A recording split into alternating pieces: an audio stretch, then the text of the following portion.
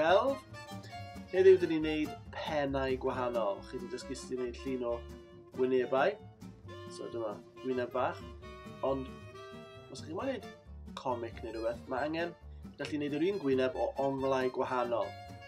Felly, be fydd angen i chi wneud yw wneud llunellau dotiau bach a wedi wneud yr un gwyneb o'r ochr.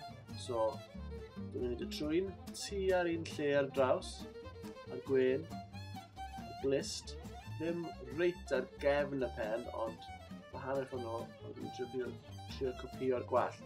Dwi'n trio dychmygu beth mae'r person yn edrych fel o onglau gwahanol. O'r ochr, neu o'r blaen.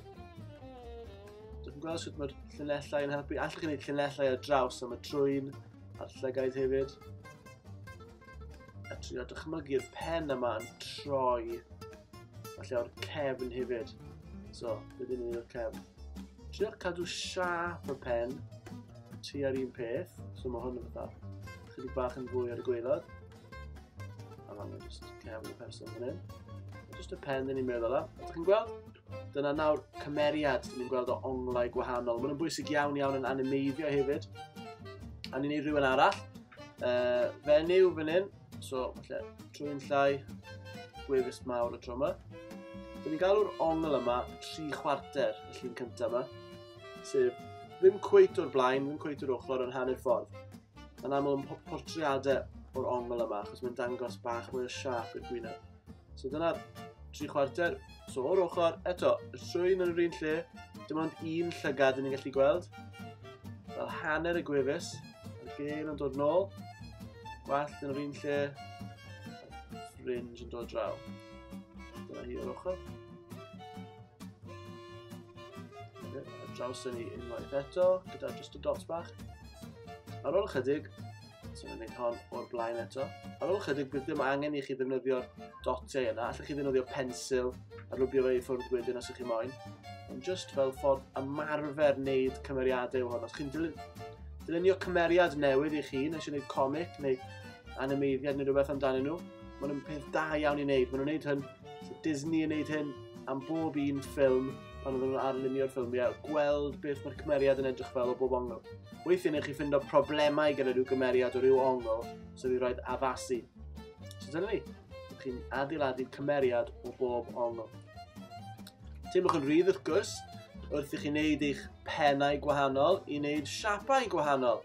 Unwaith chi wedi wneud y darnau o'r gwyneb, so dyna gwyneb bach, allwch chi wneud gwynebau sydd yn tenau, gwynebau sydd yn dew, ar y brofwch gyda siapau gwahanol o gwynebau.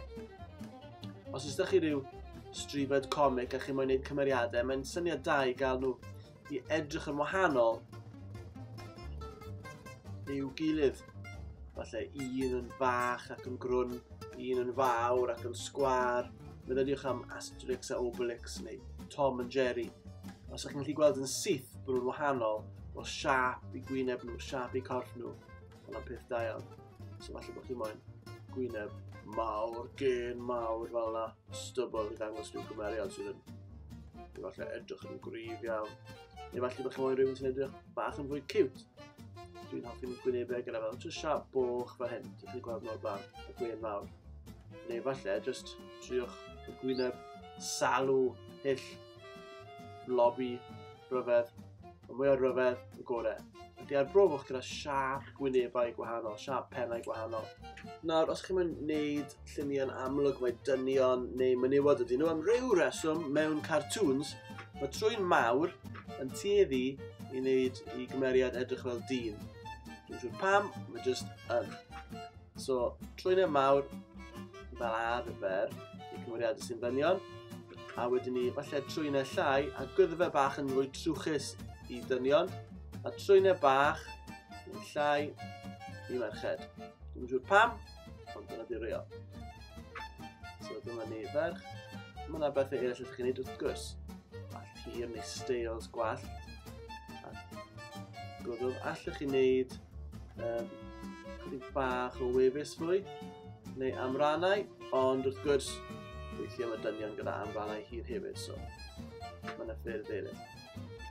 Os ydych chi'n moyn wneud gwahaniaeth rhwng plant ac oedolion, fel arfer, Eto mae oedolion yn tueddu i gael trwynau hirach a gyddfau mwy trwchus, wrth gwrs cyrff yn fwy. Mae maint y pen yn aros yn eitha tebyg, ond gyda plant, triwch cofio, felly gwddf tenau, trio sgwasio'r llyged a trwyn o'r ceg i waelod y gwyneb, a felly'r gwallt yn fwy, fel bod yr gwyneb yn edrych bach yn llai, i wneud nhw edrych yn ifancach. Bach arall fan hyn. So falle llyged mawr a pen. Yr un maint o'r oedolion, ond do'n ni mlaen wythnos yma i wneud cyrff wedyn hwyrach yn yr wythnos, ond jyst ymarfer wneud pennau tym bach gyntaf.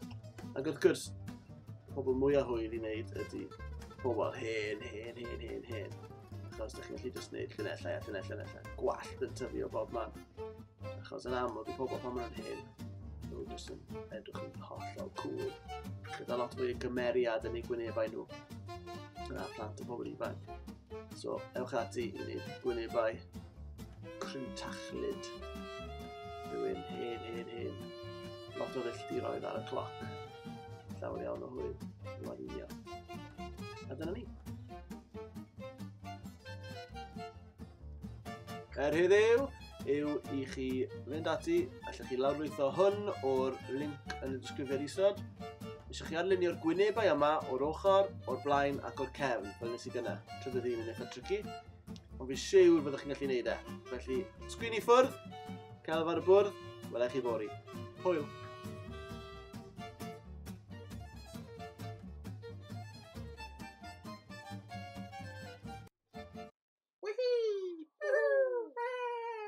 Banana.